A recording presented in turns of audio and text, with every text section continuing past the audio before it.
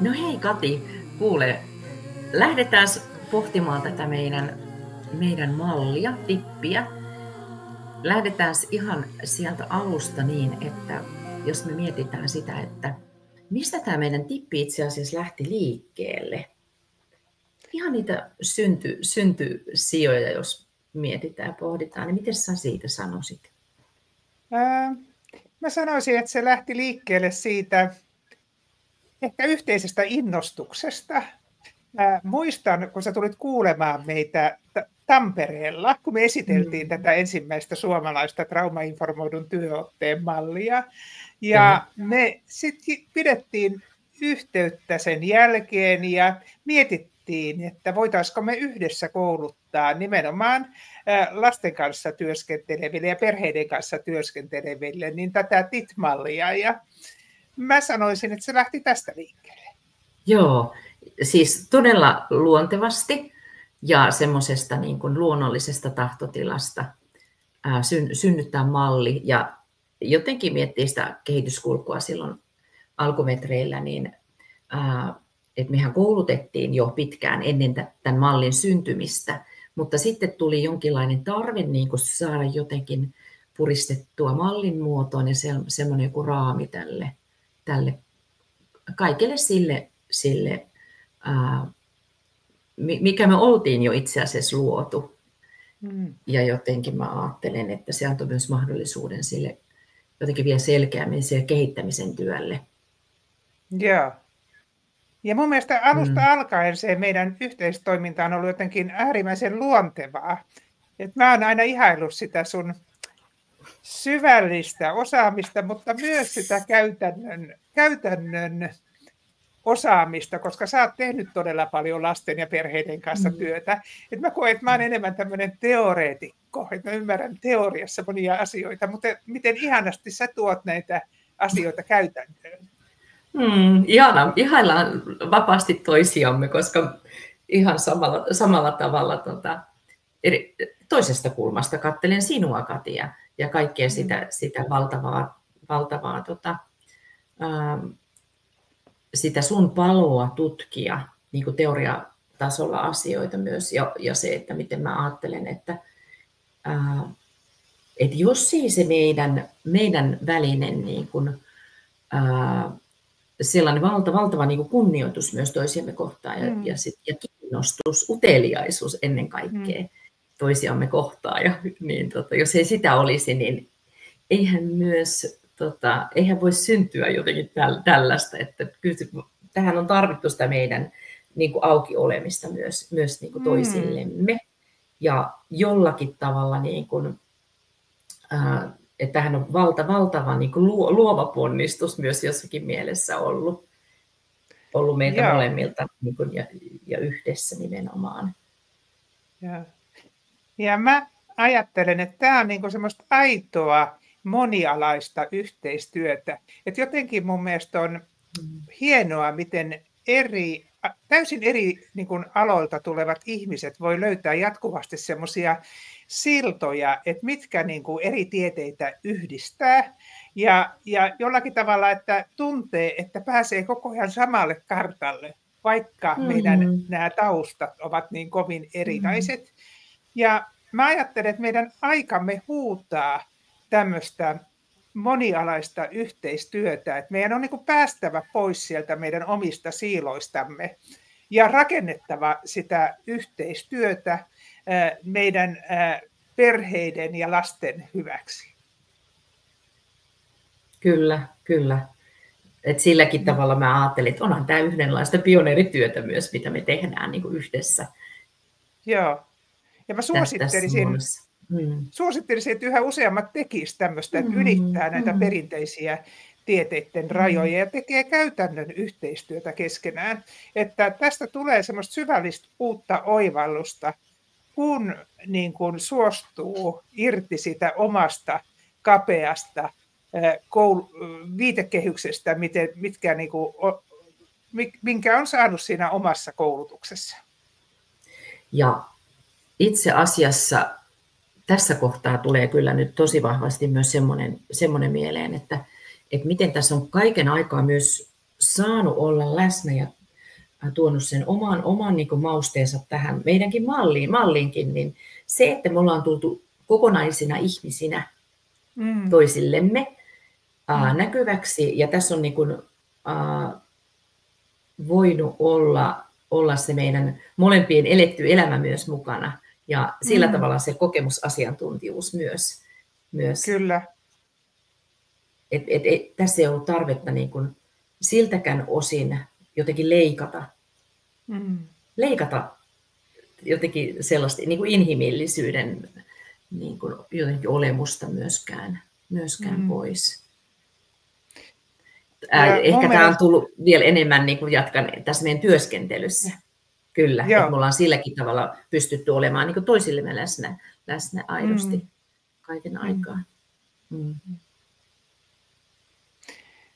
Joo, ja mä ajattelen, että me ollaan uskallettu rikkoa myös sellaisia tabuja, jotka on mun mielestä tosi tärkeitä. Varsinkin niin kuin lääketieteen puolella niin ei ole juuri puhuttu esimerkiksi myötätunnosta. Ja me ollaan myös ihan tuotu esille niin kuin tätä sydänyhteyskäsitettä, josta sä oot hirveän kauniisti kirjoittanut, Minna.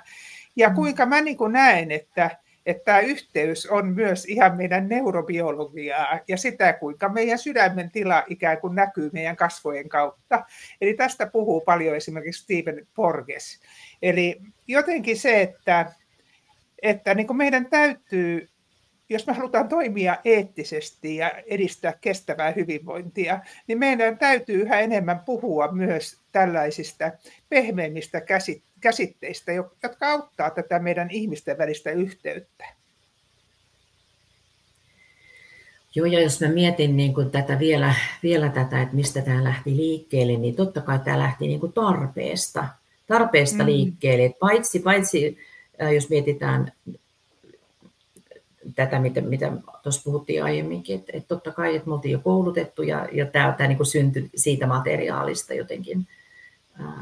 Saatiin sille niin kuin, visuaalinen ilme myös. Pelkästään se oli tosi semmoinen tärkeä juttu ja varmaan meille molemmille tosi rakas että minkä näköiseksi tämä syntyi niin kuin ihan visuaalisestikin. Niin jotenkin se, että kyllähän tämä ollaan jotenkin tässä ajassa tultu semmoiseen kohtaan, että kyllähän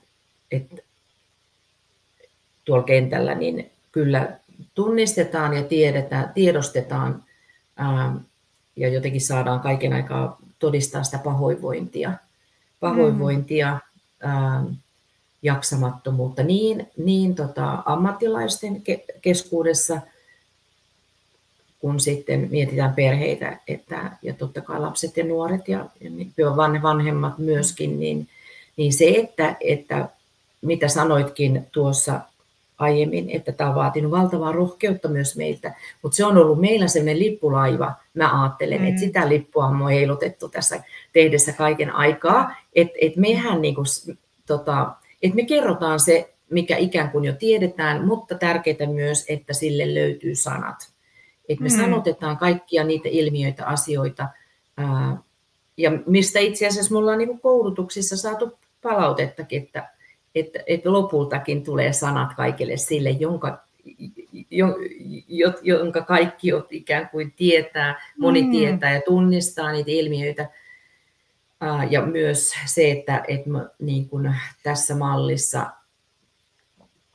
me pureudutaan niihin juurisyihin. Että tässä niin kuin on sitä uskaltamisen ja pelottomuuden niin kuin mentaliteettia mun mielestä tosi paljon. Ja tämä on varmaan meille myös sellainen yhdistävä tekijä ollut tässä kaiken aikaa, että meille on niin kuin tärkeää se, että ne vaikeatkin asiat, että miten tärkeää on, että niille on tila ja niille on lupa tulla näkyväksi ja niistä on lupa puhua ääneen. Ja se, että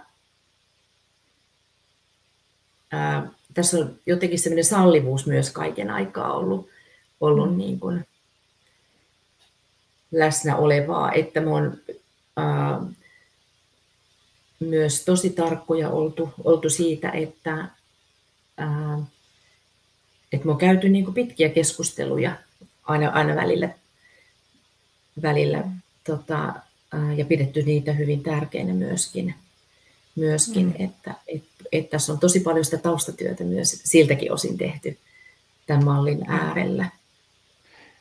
Tähän liittyy varmasti läheisesti se, että tämä tippihän haastaa meidät myös siihen omaan inhimilliseen kasvuun. Ja mehän niin kuin, vaaditaan sille kasvun matkalle niin semmoisia ravitsevia ihmissuhteita, jotka auttaa meitä omassa prosessissamme eteenpäin.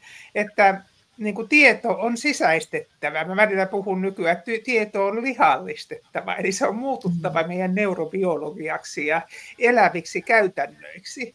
Että näitä asioita ei opi pelkästään kirjoista lukemalla, vaan me tarvitaan sitä kokemuksellista oppimista.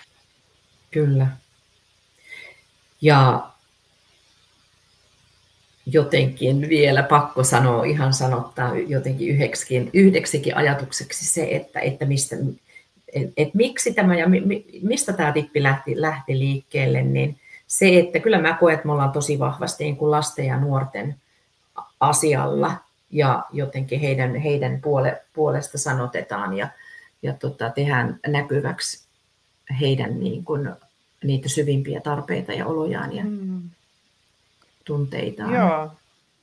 Ja ajattelen, että jos mietitään ihan sosiaali- ja terveyspolitiikkaa, niin tänä päivänä tuntuu siltä, että unohdetaanko me se myötätunto meidän jälkeläisiä kohtaan. Koska mä ajattelen, että se on se kaikkein tärkein ihmiskunnan tulevaisuuden kannalta, että meidän lasten tarpeisiin vastattaisiin, eli sitä kautta me voidaan rakentaa kestävää hyvinvointia, että me aidosti vastataan heidän tarpeisiinsa.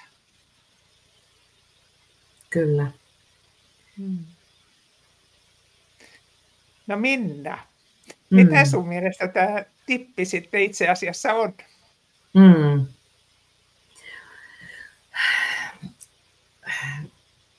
Siis mulla nousee ihan semmoiset sanat kuin, että se on niin kuin, no ensinnäkin se on valtavan iso kasvumatka.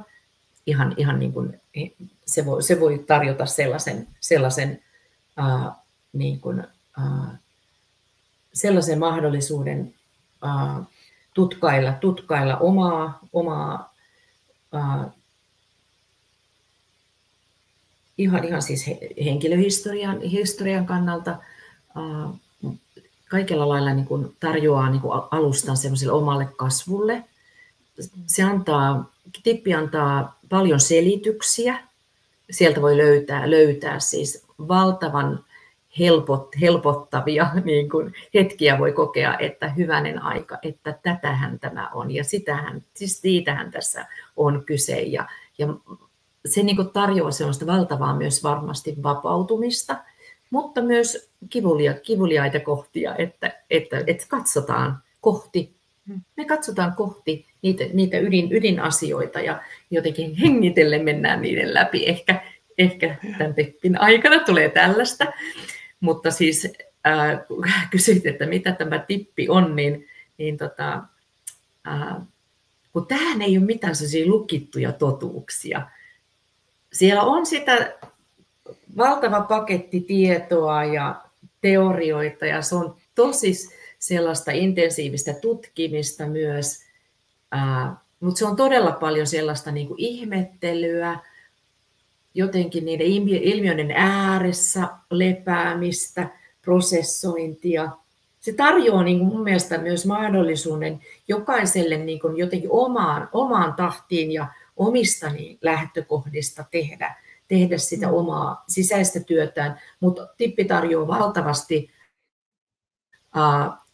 niitä myös siis tosi paljon vastauksia, se tarjoaa menetelmiä, työkaluja sinne arkeen. Olet sinä sitten vanhempi, olet sinä sitten lasten ja nuorten kanssa työtä tekevä tai jos sä vaan haluat niin kuin jotenkin lopultakin koet, että se oma hyvinvointi ja oma niin kuin kaikki se, ehkä kipuilu oman itsen kohdalla, että saa sille niin kuin, sellaista peilipintaa.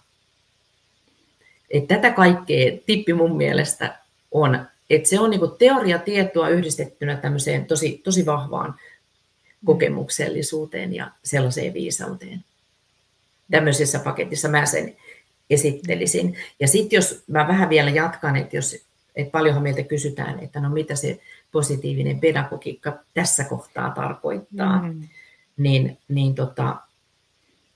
trauma-informoitu positiivinen pedagogiikka, niin jotenkin jos sitä lyhyesti paketoisi, niin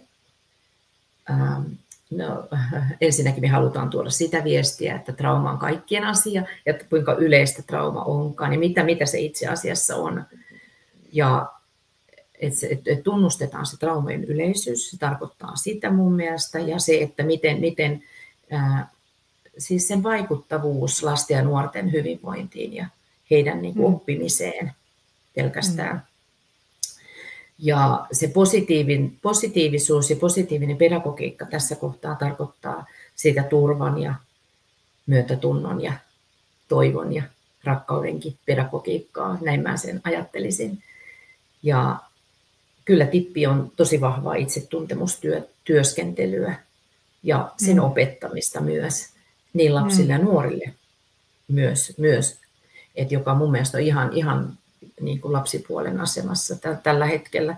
Toki pääsee onneksi todistamaan niitäkin hetkiä, että lapset ja nuoret saa myös harjoitella, ihan jos puhutaan pelkästään tietoisuustaidoista esimerkiksi, itsetuntemuksen vahvistamisesta.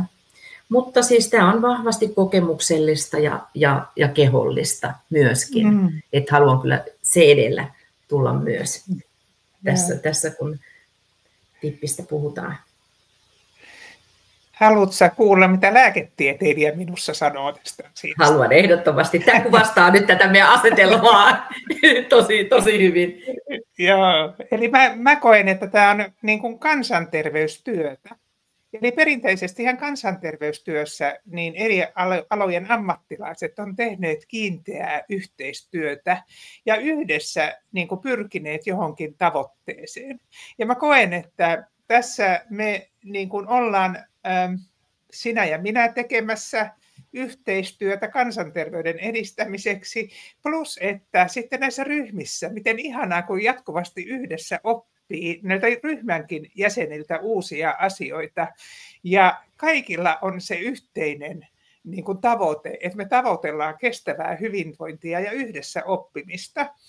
Kansanterveystieteissä on niin kuin vuosikymmeniä tehty hyvää yhteistyötä kasvatuksen, sosiaalityön ja terveydenhuollon välillä.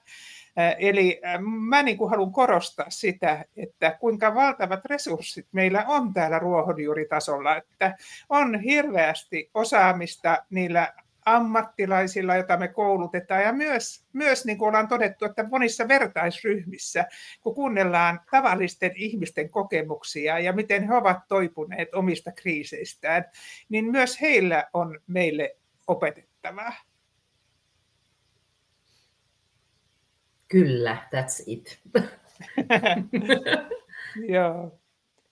Ihan juurikin näin. No, kerropa vielä, miksi tämä on niin tärkeää?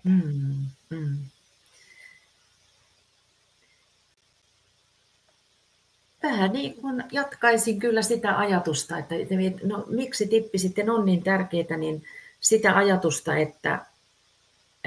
että kyllä me sille liputetaan, että se tie on niin kuin kuljettu loppuun, että me suljetaan silmiä, kieltäydytään katsomasta, kieltäydytään näkemästä asioita, ilmiöitä,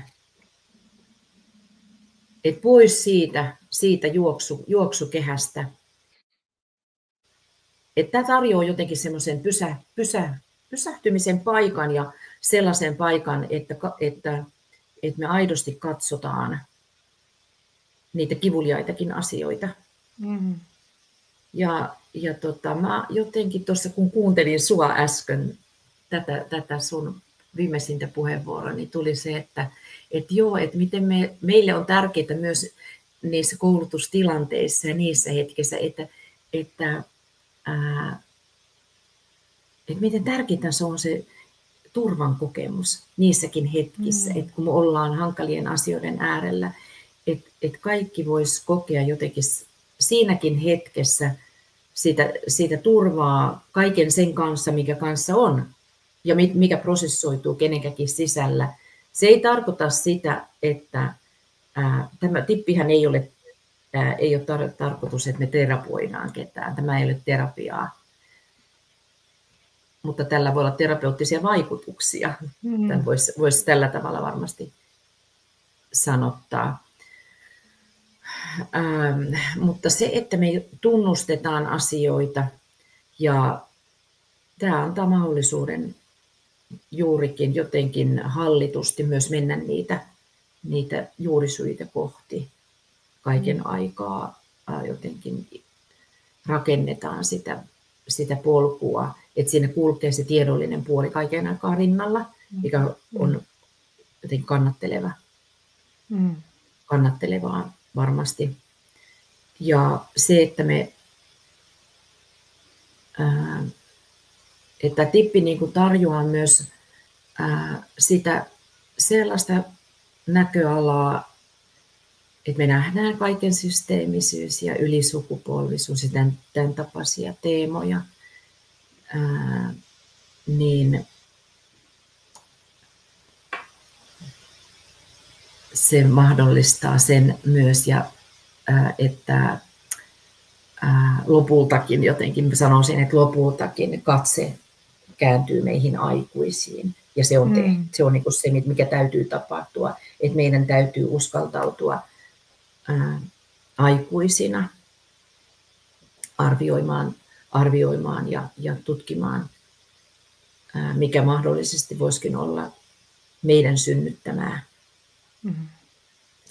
kun vaikka lapsi tuottaa jotakin oirehdintaa. Tai arvioida, että voisiko olla näin, tai onko tässä jotain sellaisia elementtejä. Mitäs mä vielä miksi tippiä, niin mainitsitkin tuon, vai mainitsitko sä puhut kansanterveydellisestä näkökulmasta, mutta oliko meillä taloudellisesta näkökulmasta jo puhetta? Se, että tässä kuitenkin niin kuin ennaltaehkäisevästi myös tartutaan asioihin ja löydetään niitä lähestymistapoja ja keinoja, ymmärrystä ennen kaikkea. Joo, kyllä mä ajattelen, se ydinasia on juuri tämä, mistä säkin puhuit, että meidän on puututtava tähän meidän kärsimyksen juurisyyhyn.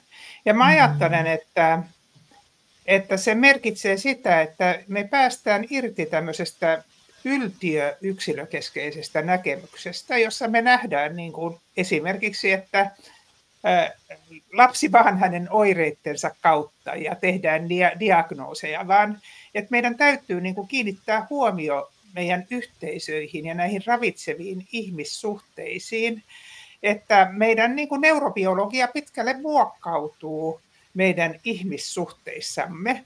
Että jotenkin mun mielestä myös lääketieteessä niin on valitettavasti yhä vähemmän kiinnitetty huomiota näihin kansanterveydellisiin näkemyksiin, vaan on tämä yksilökeskeinen eetos, jossa niin kuin vaan hoidetaan ensisijaisesti yksilöitä. Mä en usko, että me luodaan kestävää hyvinvointia, ellei niin kuin ammattilaiset, vanhemmat ja myös niin kuin johtajat ja poliitikot ymmärrä sitä, että meidän terveys ja hyvinvointi muokkautuu nimenomaan niin kuin lapsen terveiden, ravitsevien tai vahingollisten ihmissuhteiden kautta. Eli me kaikki olemme vastuussa sekä lasten että aikuisten hyvinvoinnista. Eli sitä ei pidä jättää pelkästään ammattilaisille, vaan niin kuin tippi haastaa meidät kaikki omalle inhimillisen kasvun matkalle. Että aivan samalla tavoin kun trauma voi levitä yhteisöissä aaltoina, niin voi myös levitä resilienssiä ja myötätuntoa. Ja nyt kun kuuntelen sua, niin voi vitsi, kun mä näen niin tämän jotenkin ydinajatuksen myös sen, että kuinka tämä tippi ilmenee ja voi ilmetä niin kaikissa kerroksissa, että puhutaan, että aikuinen näkee lapsen ja oikealla tavalla osataan katsoa, niin mikä merkitys sillä on, jos mietitään lapsiryhmiä, oppilasryhmiä, että siellä arjen ympyröissä ja arjen elämässä aikuisella on ymmärrys, syvempi tietoisuus asioista, niin miten hurja vaikutus se on sitten ihan niin kuin ryhmäkohtaisesti myös, ja miten aikuinen niin kuin kannattelee paitsi yksittäistä lasta, niin myös sitä ryhmää. Että hän saa työkaluja tästä, kyllä. Mukava nähdä myös, miten paljon on nyt noussut uusia semmoisia vanhemmuutta tukevia ryhmiä, jotka niin kuin traumainformoidusti pyrkivät auttamaan vanhempia, jotta että he pystyisivät tarjoamaan mahdollisimman turvallisen ja myötäelävän ympäristön omille lapsilleen, koska se ei välttämättä ole helppoa silloin, kun sulla itselläsi on sitä omaa emotionaalista kuormaa siellä selkärepussa. Niin kuin moneen kertaan mekin ollaan juteltu siitä, että olisi tehnyt aika paljon toisin asioita, kun olisi ollut kaikki tämä tietämys silloin, kun omat lapset olivat pieniä. Kyllä. Eli niin kuin meillä on valtava määrä tietoa ja kokemusta siitä, että miten me tuemme lapsen mielenterveyttä ja fyysistä terveyttä näillä ravitsevilla ihmissuhteilla. Mutta mun mielestä sitä ei ole kovinkaan tehokkaasti viety eteenpäin. Ja tulee kyllä ihan mieleen sellainen ajatus, että vitsi kun lapsilla ja nuorilla, heissä on se kaikki viisaus. He kyllä kertovat, mitä he tarvitsisivat. Eli olin sanomassa sitä, että kumpa me kuunneltaisiin aidosti ja ihan oikeasti, koska niin kuin lapsia, pieniäkin lapsia ja nuoria, heillä on niin paljon, niin suurta viisautta ja semmoista, kun ne tulee niin pelkistettynä ja puhtaina, ne heidän niin kuin, ajatuksensa siitä, että mikä heille olisi hyvä tai mitä he tarvitsisivat tai mikä nyt tuntuu hankalalta tai hiertää tai huonolta siellä omassa arjessa, niin kumpa me kuunneltaisiin enemmän heitä, että kyllä mä ajattelen, että kyllä lapset ja nuoret on jo niin kuin pitkään huhuilleet meitä aikuisia, että pysähtykää, kuunnelkaa, rauhoittukaa aikuiset, mun mielestä se on se. Rauhoittakaa tätä menoa, että kyllähän tämä tippi niin kuin kutsuu myös valtavasti siihen, että kaikki tämä tämmöinen kiire kertoo myös joltakin osin vähintään siitä pysähtymisen vaikeudesta, koska pysähtyminen tarkoittaa aina sitä, että me aletaan myös kuulla kaikkea sitä, mitä itsessä tapahtuu, mitä itsestä nousee. Että kyllä se, mitä lapset ja nuoret tarvitsevat tänä päivänä, niin sitä, että me aikuiset pysähdytään ja että heille on tarjolla aikuisia, jotka on tehnyt työtä itsensä kanssa, ovat hyvinvoivia ja yhteydessä omassa itsessään olevaan niin kuin aikuisuuteen myös ja siihen sisäiseen lapseen tietenkin. Et se on se mitä tänä päivänä lapset tarvii ja nuoret. Ja mä ajattelen, että tähän liittyy kuitenkin läheisesti myös se, että mun mielestä pitäisi järjestelmässä kuunnella yhä enemmän myös ammattilaisia.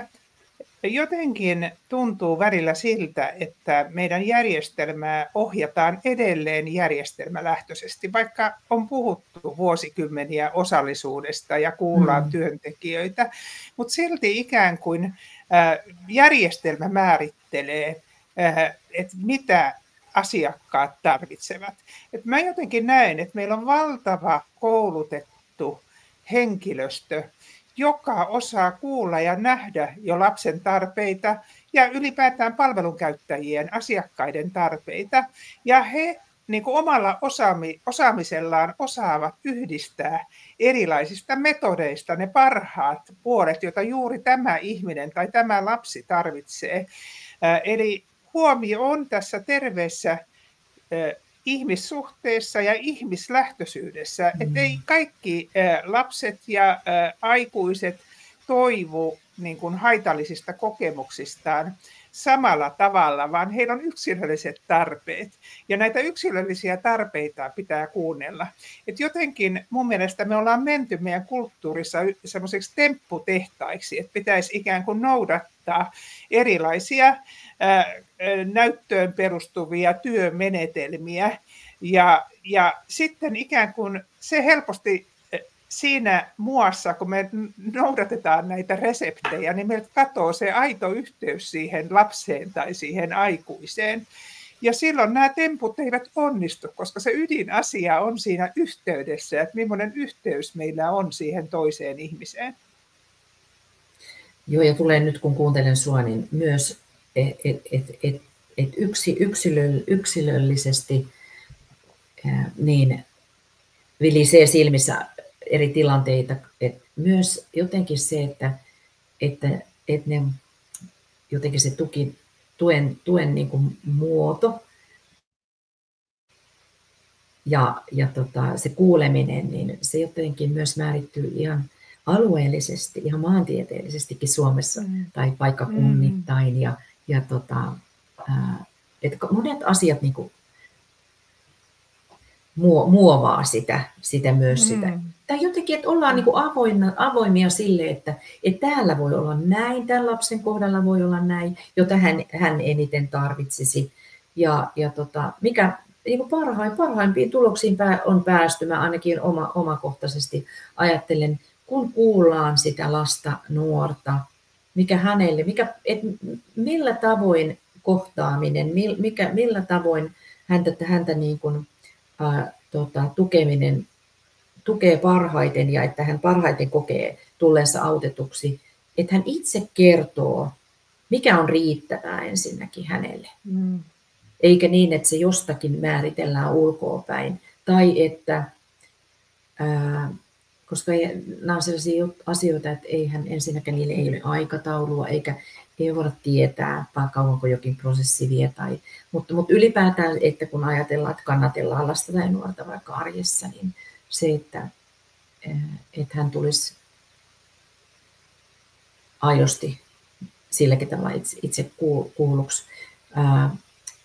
Ja se, mitä kuulen ainakin kentältä nyt vahvaa viestiä, niin vanhemmat toivovat tällaisia niin kuin vertaisryhmiä, joissa sitten olisi ulkopuolinen, joka kannattelee vielä sitä ryhmää ja sillä fasilitoi.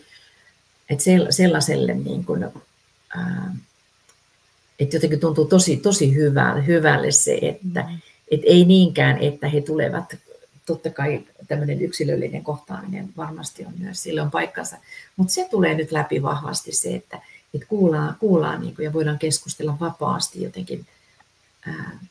Jotenkin siinäkin mä ajattelin, että mistä säkin äsken sanoit, että semmoinen aito kohtaaminen ja myötätuntoinen, kunnioittava kohtaaminen että voidaan sellaista mun mielestä rakkaudellista läsnäoloa tarjota toisillemme ja itsellemme ja saada sitä toisilta, niin uskon, että se olisi tosi iso avain myös monessa kohtaa. Ja riittävä että me ei tarvita niitä hirveän raskaita avun muotoja myöskään, vaan luotetaan siihen juurikin siihen kohtaamisen niin kuin voimaan ja sillä tavalla parantavuuteen. Että, Vielä ehkä palaan siihen, nyt kun olen kuullut sinua, niin tähän näyttöteemaan. Eli mä niin kuin ajattelen, että toki niistä menetelmistä, joita me käytetään, niin täytyy olla semmoista näyttöä, että ne ovat turvallisia. Eli ei tule olla semmoinen, että kaikki käy mentaliteetti, vaan se, että me luotetaan, että me ollaan koulutettu hyvin ammattilaiset ja he yhdistävät turvallisia menetelmiä asiakkaan hyväksi.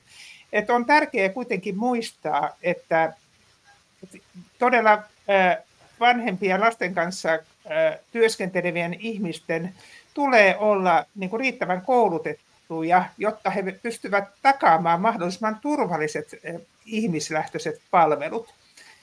Ja ehkä se, mikä minua on jonkun verran häirinyt tässä vuosien mittaan, on se, että usein kun puhutaan näyttöön perustuvista menetelmistä, niin oletetaan, että ne pitäisi olla niin kuin lääketieteelliseen näyttöön perustuvia, koska niin kuin mä ajattelen, että näyttöä on muutakin, että eri tieteissä näyttöä kerätään eri tavoin.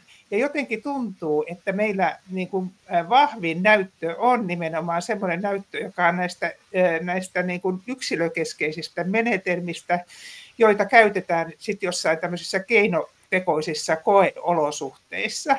Ja elävät elämäntilanteet eivät ole tämmöisiä ikään kuin olisi jossain laboratoriossa samalla tavalla koettuja kuin muiden henkilöiden tilanteet. Että ei voi niin kuin, tätä lääketieteen näyttöä soveltaa joka tapauksissa, joka tilanteissa mieluummin. Että meillä kannattaa arvostaa ja kuulla myös muiden tieteiden näyttöä.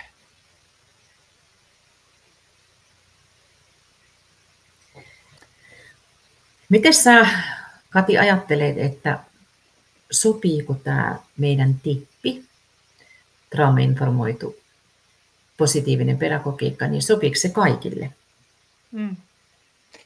Onko se kaikille? Mä ajattelen, että se sopii kyllä kaikille, mutta niin kuin eri ihmisryhmiä niin tulee kouluttaa eri tavoin. Niin kuin esimerkiksi Skotlannissahan 4 tason koulutusta, eli että tämmöinen kevyempi, lyhyempi koulutus auttaa meitä ensin, että me saadaan näitä peruskäsitteitä itsellemme. Sitten mä ajattelen, että vertaisryhmiä voidaan vetää myös traumainformoidusti, eli silloin niin kuin autetaan kaikkia tavallisia kansalaisia niin ymmärtämään tätä trauman ja toipumisen logiikkaa. Eli eri ihmisille tulee kouluttaa näitä asioita eri tasoisesti. Ja tämä ei merkitse sitä, etteikö niin kuin tavallinenkin kansalainen, niin kutsuttu tavallinen kansalainen, voisi päästä hyvinkin pitkälle ja syvään ymmärrykseen näistä asioista, kun hän niin kuin pikkuhiljaa opettelee näitä käsitteitä sillä tavalla, että hänelle tulee se syvempi ymmärrys. Mutta se vaatii semmoista halua yhdessä oppia ja halua niin kuin rikkoa niitä omia vanhoja ajattelumalleja. Eli se vaatii, että me osataan olla niin kuin avoimia, tietoisesti läsnä olevia, myötäeläviä ryhmässä. Ja se puolestaan vaatii tietysti, että ryhmä on turvallinen. Entä sinä, Minna, ajatteletko, että tätä voi kouluttaa kaikille?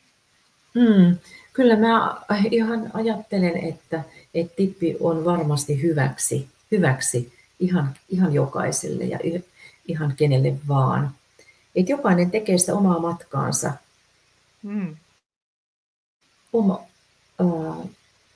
Omassa tahdissaan varmasti näin. Ja niin kuin jo tuossa oli puhettakin, niin että varmasti mä ajattelen, että tämä voi tarjota sellaista omaa minuutta vahvistavaa sisältöä ja että varmasti niin kuin mullistaa myös omaa ymmärrystä, vahvistaa sitä, mutta eritoten tuo myötätuntoista katsetta ja sellaista armollisuutta elämää ylipäätään. Sitä mä ajattelen, joka taas tuo sellaista helpotuksen niin kuin, ja varmaan irtipäästämisen mahdollisuutta sen ymmärryksen kautta. Että miksi, mä enemmänkin kysyisin, että miksi tämä ei sopisi. Että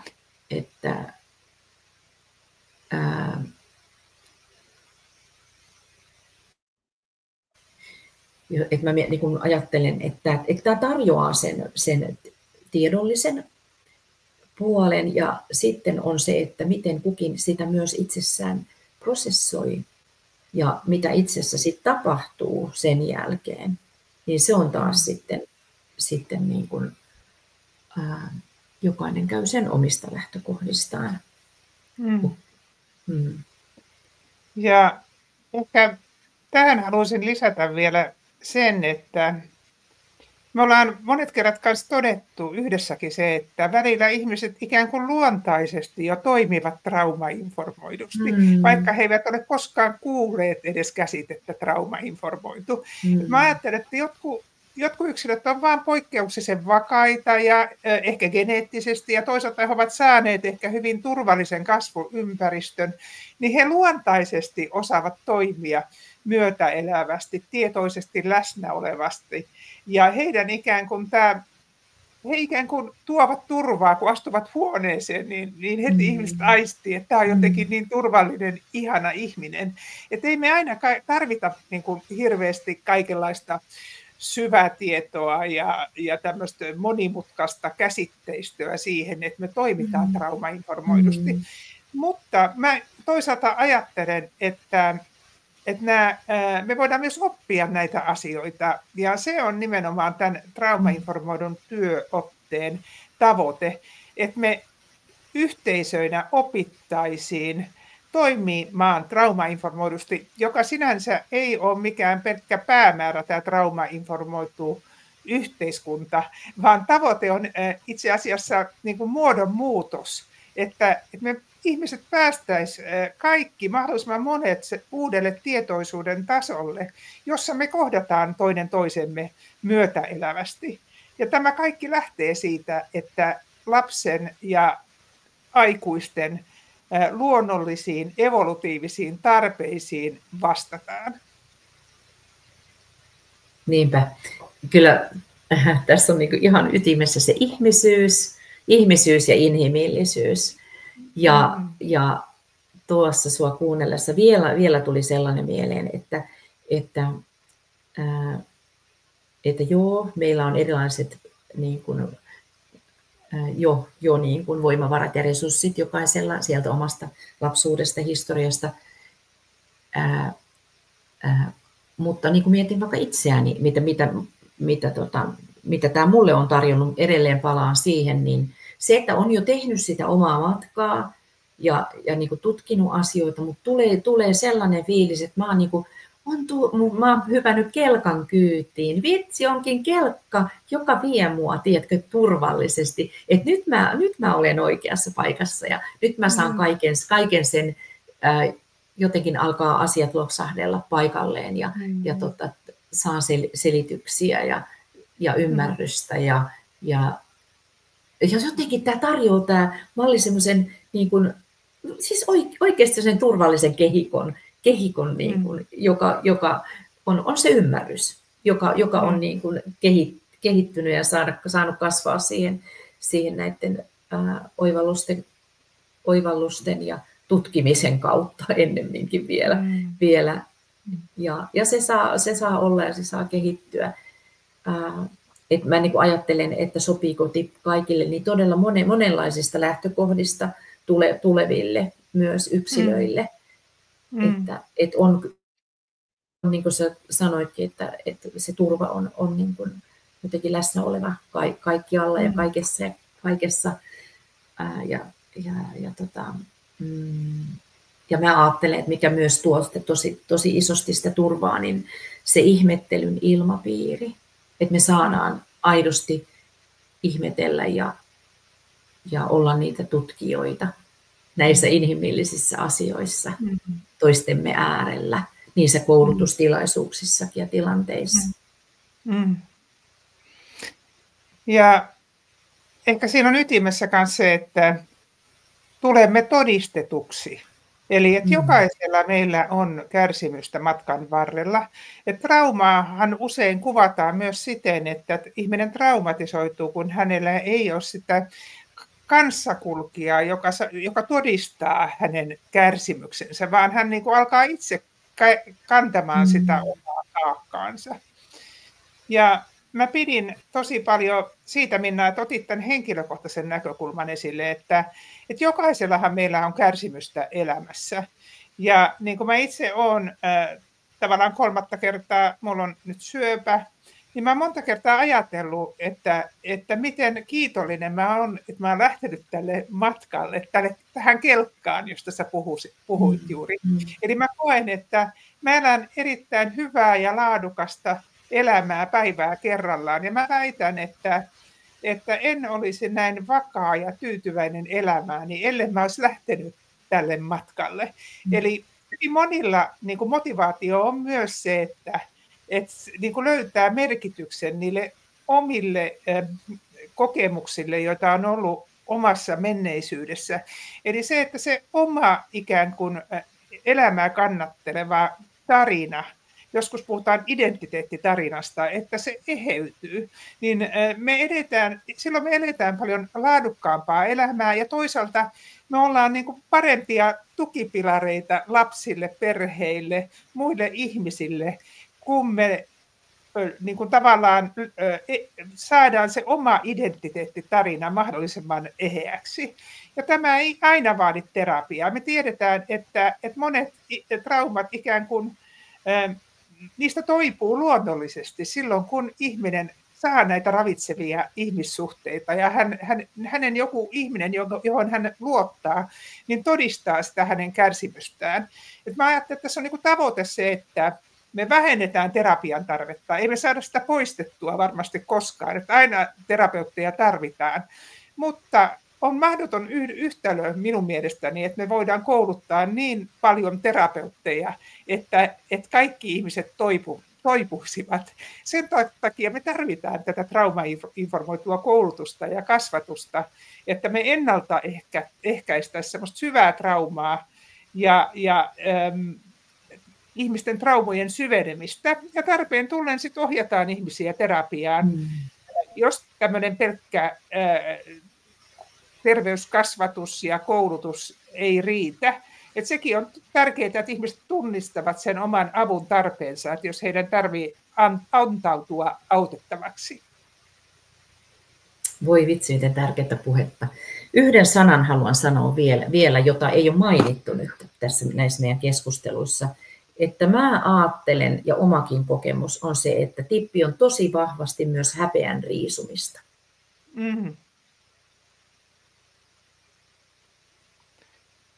Kyllä. Joo, sehän liittyy niin kuin tosi syvällisesti näihin ylisukupolvisiin taakkoihin.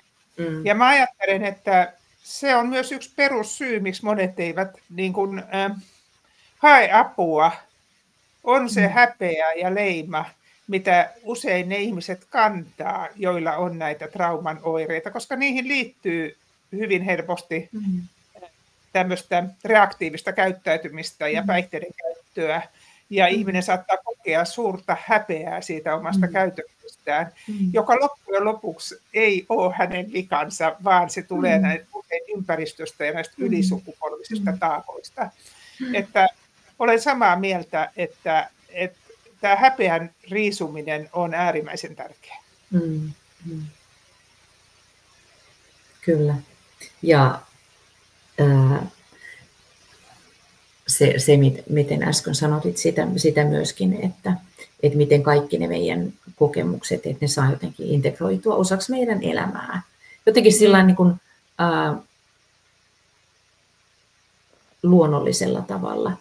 Ja miten tärkeää, että me löydetään niitä semmoisia luonnollisia eheyttäviä menetelmiä myöskin. Ja jokainen löytää sen oman tapansa ja oman niin kuin, polkunsa silläkin tavalla, että tämä mallihan tarjoaa myös siihen niin kuin eväitä ja harjoituksia. Ja että meillä kulkee nämä harjoitukset, myös kokemukselliset harjoitukset usein paljoltikin tässä rinnalla myös näissä koulutuksissa ja niistä niin kuin erilaisia variaatioita. Kyllä. Ehkä loppuun vielä voisi sanoa tuoda esiin tämän toivon kulttuurin.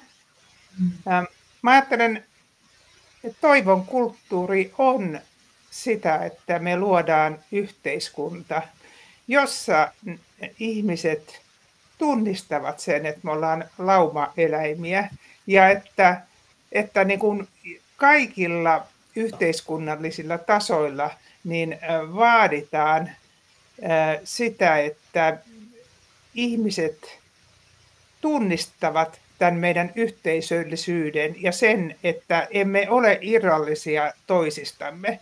Että pelkästään se, että ajamme omaa etuamme ja ajattelemme ihmisiä vain yksilöinä, niin se johtaa helposti tämmöiseen epäeettiseen elämisen tapaan, joka ei hyödytä ketään, vaan me tiedämme, että me olemme yhtä ja samaa ihmisyyttä ja minun kärsimykseni ei ole erillinen sinun kärsimyksestäsi.